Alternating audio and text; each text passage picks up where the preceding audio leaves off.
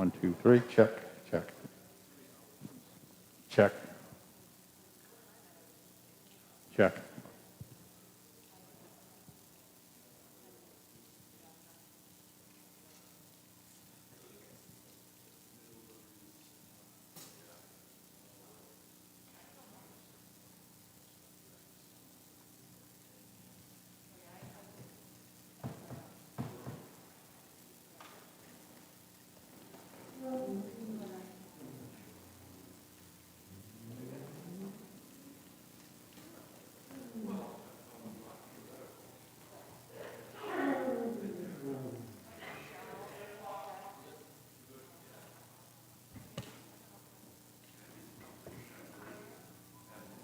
Good evening, everyone. Thank you for being here in person and on YouTube.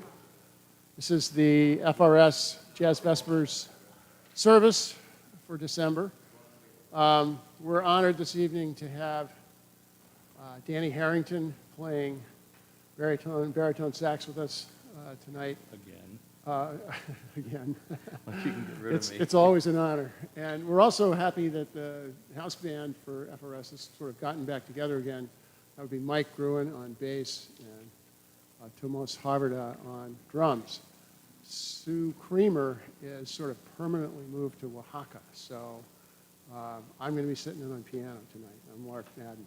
We may have a Vespers in January, but I'm not sure. We'll keep you posted. But thank you very much again for being here, and we hope you enjoy the evening. I'll be here to play one night anyway. So. Beautiful love.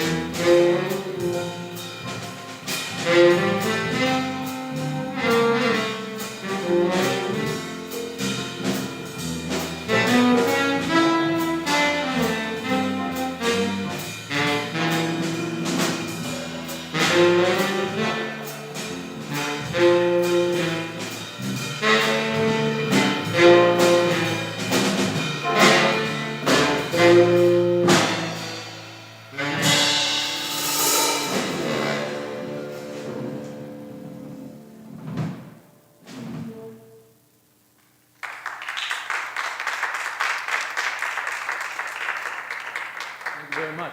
Thank you. Thank you all for being here. Thank the remaining 300 of you at home on Zoom tonight. We really appreciate that.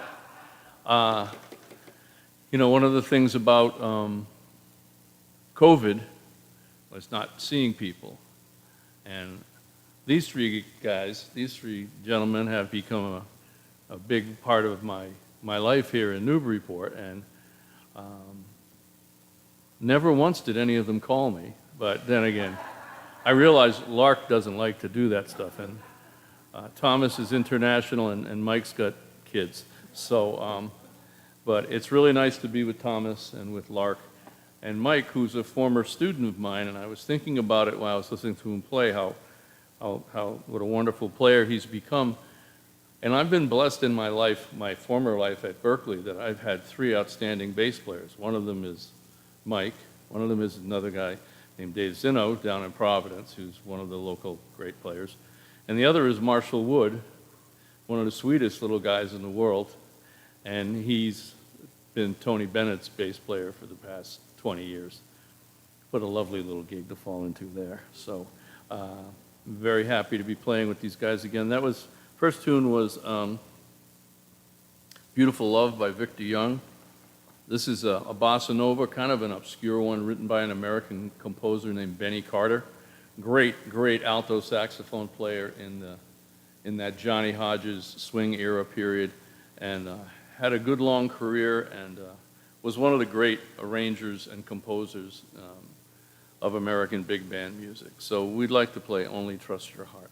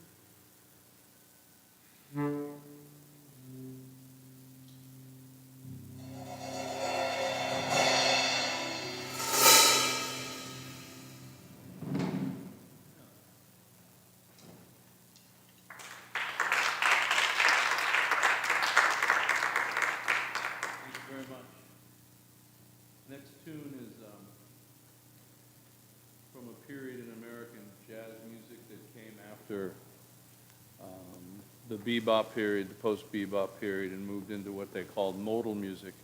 And this is written by one of the great saxophone players who started around that Coltrane time, 50s into 60s, Mr. Wayne Shorter, and this is a tune called Footprints.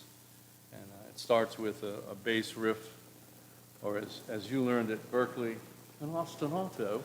Yes.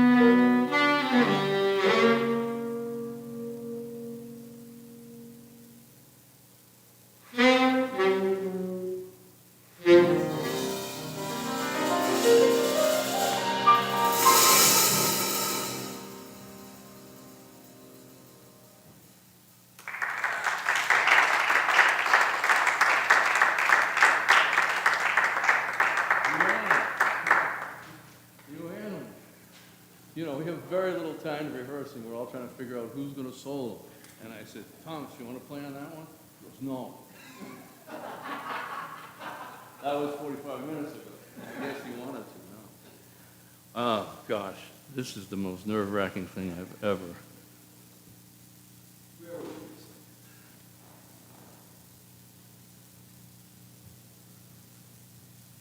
So many people have read here. I remember the first night I came here to play. I didn't know there was a reading. I certainly didn't know we were going to meditate. And I'm sitting over here in the corner going, okay, I like poetry. I like books. It was a very interesting experience for me. And Lark, a month ago, read a story, a little excerpt from a book called The Bear Comes Home. And I had to go buy the book just for that part of it. And I haven't had the time to actually get into it. But I said to him after that, I said, I'll read next time. Well, at 5 o'clock this morning, I'm retired now. I didn't need to be up at 5 o'clock. I'm going, why did you say yes to this? Why did you say you would do this? And of course, now, with all my planning. Anyway, I'm going to read to you from a book that has meant a great deal to me over my life as a musician and my career the past 42 years at Berkeley as a teacher. And it's about a cello player, not a bear, a real human being. And cello happens to be my favorite instrument. This is a story, a brief little story about the Bach cello suites, which happen to be my favorite pieces of music in the world. If that was all I could ever listen to again, I'd be the happiest little piglet in town. It's also about Pablo Casales, my favorite cellist, and guiding light throughout so many moments of my career. I just think the cello comes as close to the human voice. Kristen Miller is a member of this church, and she's a brilliant cellist. We keep threatening to do something together, but she won't give me her phone number, so she's right up there with Lark. Anyway, the book is called The Joys and Sorrows of Pablo Casales. It's out of print. You can find it from time to time in a number of used bookstores. Pablo Casales, at the age of 12, was sent to Barcelona. He grew up in Spain, and his father he was gigging, playing clubs at 12 years old in Barcelona on cello. This would be around the late 1880s, so 1887, something like that. So I'm going to read to you this little thing about the discovery of the cello suites. My father used to come once a week from Vendrell to visit me. We would go for walks together, sometimes wandering into music shops looking for music scores. And after a few hours, he would have to go back home. The repertoire of the ensemble at the Café Pargerera was broader than the Café Toast. I continued my cello solos, and of course I needed more music.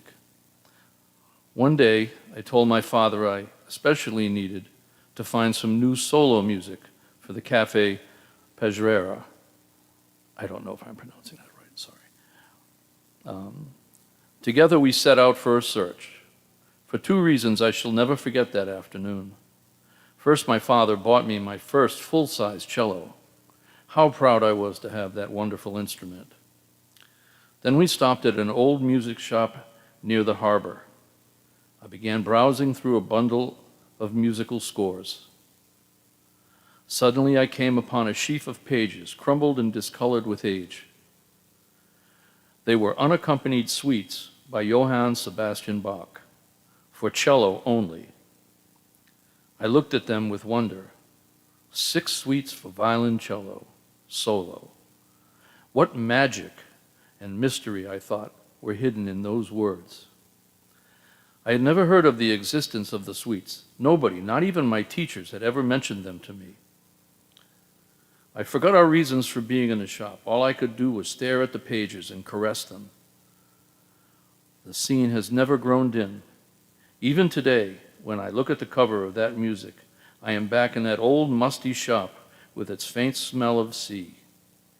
I hurried home, clutching the suites as if they were crown jewels, and once in my room I pored over them. I read and reread them. I was 13 at the time. But for the following 80 years, the wonder of my discovery has continued to grow on me. Those suites opened up a whole new world. I began playing them with indescribable excitement. They became my most cherished music. I studied and worked on them every day for the next 12 years. Yes, 12 years would elapse, and I would be 25 before I would have the courage to play one of the suites in public at a concert. Until then, no violinist or cellist had ever played one of the Bach suites in its entirety. They would play just a single section, a saraband, a gavotte, or a minuet. But I played them as whole, from the prelude through the 5 dance movements, with all the repeats that give the wonderful entity and pacing and structure of every movement, the full architecture and artistry. They had been considered academic works, mechanical, without warmth. Imagine that. How could anyone think of them as being cold when a whole radiance of space and poetry pours forth from them? They are the very essence of Bach, and Bach is the essence of music.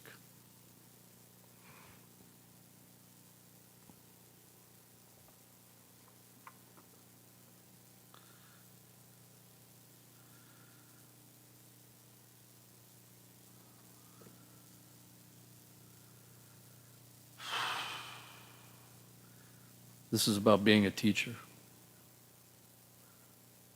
To be a teacher is to have a great responsibility. The teacher helps shapes and give direction to the lives of other human beings. What is more important, graver than that? Children and young people are our greatest treasure. When we think of them, we think of the future of the world. Then consider the significance of nurturing their minds, of helping form their outlook on the world, of training and preparing them for work that they will do. I can think of no profession more important than that of teaching. A good teacher, a true teacher, can be like a second parent to his pupil. And this was the role that the Count de Morphy would assume in my life. His influence was second only to that of my mother. Thank you. Now we'll have a Sorry about the Rhode Island accent creeping in from time to time. The more nervous I get. Now we're going to have a few moments to meditate.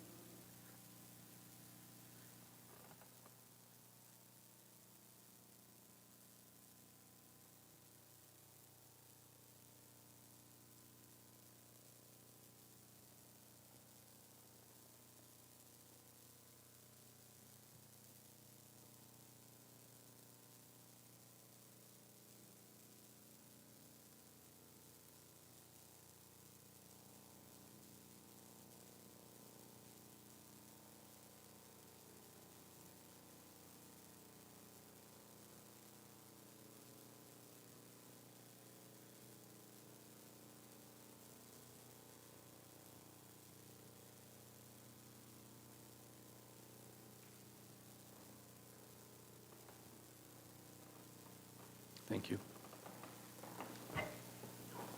Thank you, Danny. That was wonderful. Thank you, Lark.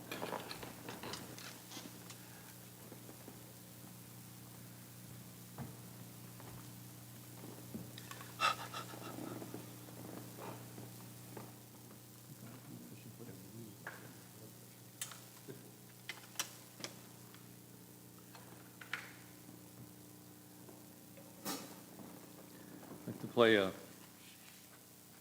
beautiful ballad, Autumn in New York.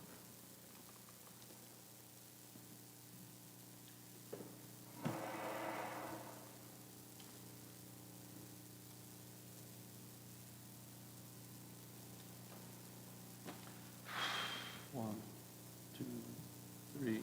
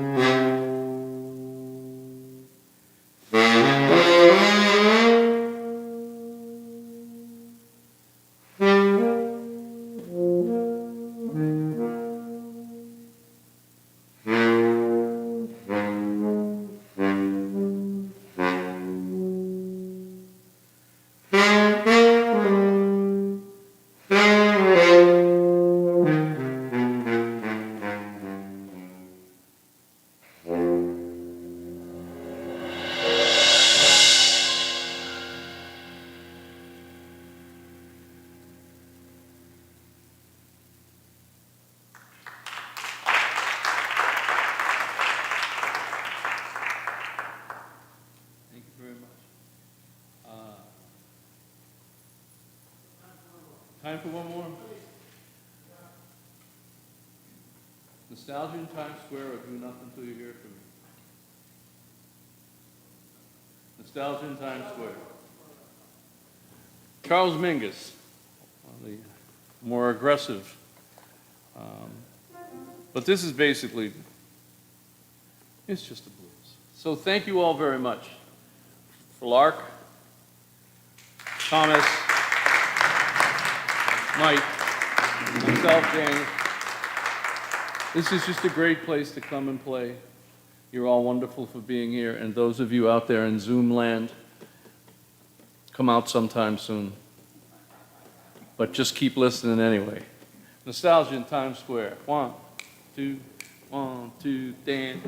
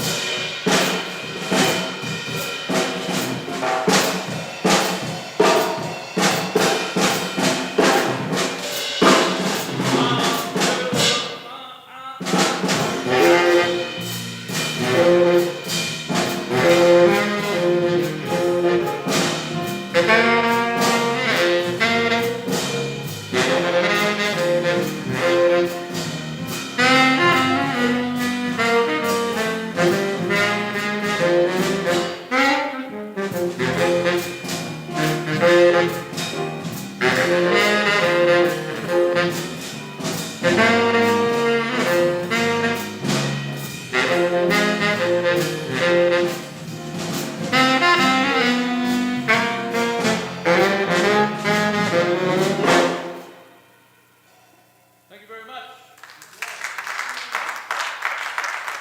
Have a great night.